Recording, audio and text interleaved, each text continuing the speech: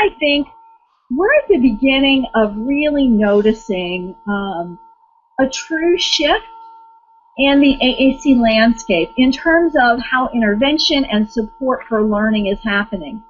So we've known for a long time that just having the equipment in place is not likely to lead to the outcomes we're all like wishing for, desiring, and envisioning, at least in most cases. And as Dave Buchanan was very fond of saying in the early days, having an AAC device isn't going to make somebody a communicator any more than having a piano makes you a musician, right? It just doesn't go that way, right?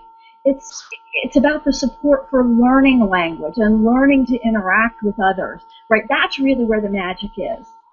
And for the past few decades, the pace of change in this aspect of AAC, right, has been driven primarily by two forces, right? One's been universities, right, because we train the next generation of service providers. And the other is professional organizations, right, because they're stuck with all of us that are already out there, right? And they're responsible in some way for our professional development and the standards that we have to address, right?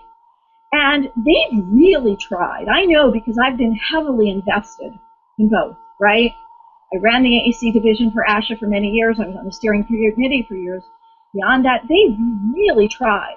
But the reality is they have too many competing priorities to make the kind of investment that the AAC field needs, right?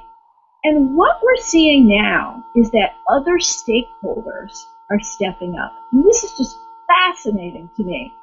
So parents like Erin Sheldon from Canada with her AAC and literacy camps and seminars, and Dana Nieder with her amazing blog on common sense, and all of those who so actively support each other on Facebook groups, right? They're taking charge, and they're having an impact in ways that professional organizations and universities have not. And AAC vendors, too, are making incredible contributions in this area, right? They fully understand that no matter how amazing their product is, right, it isn't very likely to be successful unless the intervention and the supports are there. And if it isn't successful for the individual, forget about the long-term success of the company, right? That's at risk. I mean, it would be short-sighted, right? Because they know if you have an app and it doesn't work for somebody, you're only giving yourself a black eye to do that more and more often, right? So they've really stepped up, with toolkits and intervention videos and therapy materials and webinars and lesson plans and blog posts, user groups, and websites like exactly what you're doing with Discover AAC. So, you guys have really stepped up to fill the void, and it's so exciting for me to play this little role in it. I just really thank you for having me today. It's just a fun time to be doing this.